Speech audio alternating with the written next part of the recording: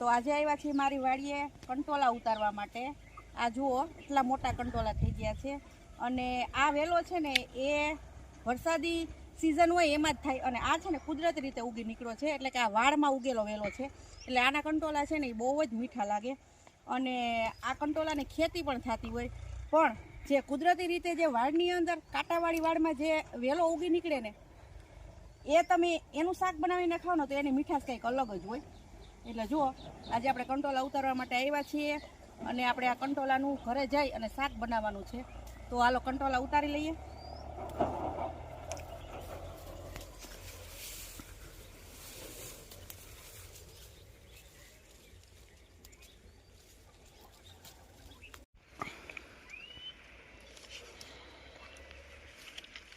આ કંટોલા છે ને જેમ જેમ આ કૂણા અને એકદમ સરસ નાના એવા હોય ને એટલે એ ખાવાની વધારે મજા આવે ને એ વધારે મીઠા લાગે, કેમ કે આની અંદર બી ના હોય। બી વાળા કંટોલા છે ને એના કરતાં જે કૂણા કંટોલા છે ને એમાં મીઠાશ કંઈક અલગ હોય। તો જુઓ આવા કૂણા કંટોલા,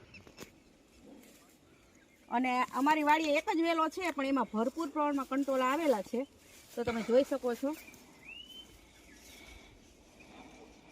એક જ વેલો છે અને આખી સિઝનમાં છે ને આપણે આમાં કંટોલા ખાવા મળશે।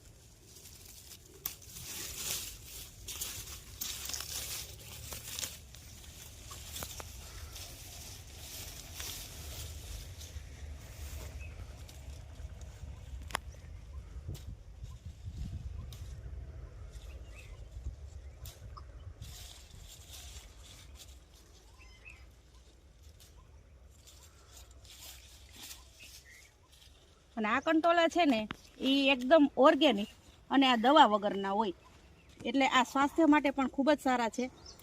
અને આમે અત્યારના શાકભાજીમાં લગભગ તો વધારે પડતી દવા જ નાખવામાં આવે છે, પરંતુ આ જે ચોમાસાની ઋતુમાં જે કુદરતી રીતે જે આપણે શાકભાજી ખાવા મળે ને એ જ્યારે જ્યારે મોકો મળે ત્યારે ખાઈ લેવું જોઈએ, અને આ ખાવું એ આપણા શરીર માટે પણ ખૂબ જ ફાયદાકારક છે।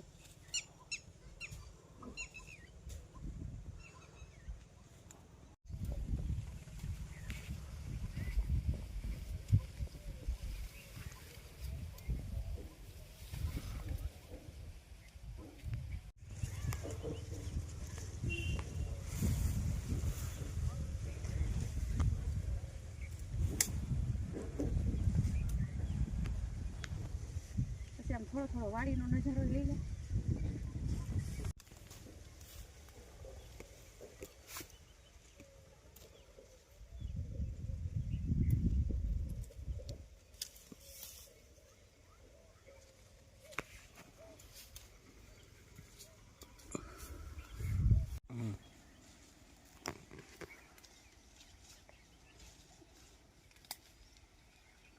તો જો મિત્રો મેં ઘણા બધા કંટોલા ઉતારી લીધા છે અને હવે આપણે ઘરે જઈ અને કંટોલાનું શાક બનાવવાનું છે।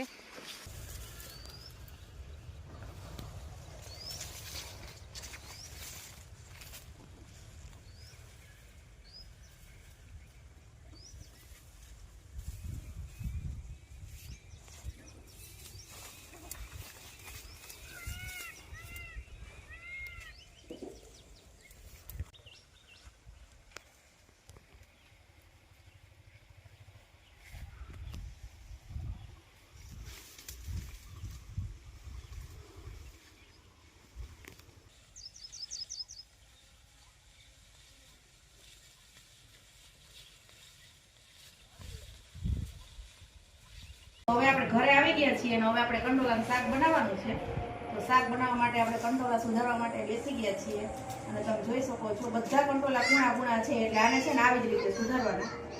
કૂણા કૂણા કંટોલા હોય એટલે એમાંથી કંઈ બી કાઢવાની જરૂરત ના પડે, વધારે મોટા અને વધારે પાકી ગયેલા કંટોલા હોય અને એકદમ કડક બી હોય તો જ બી કાઢવા જરૂરત પડે। એટલે જુઓ આપણે આ જે મોટા કંટોલા છે ને તો પણ એની અંદર સાવ એકદમ કુણાવી છે.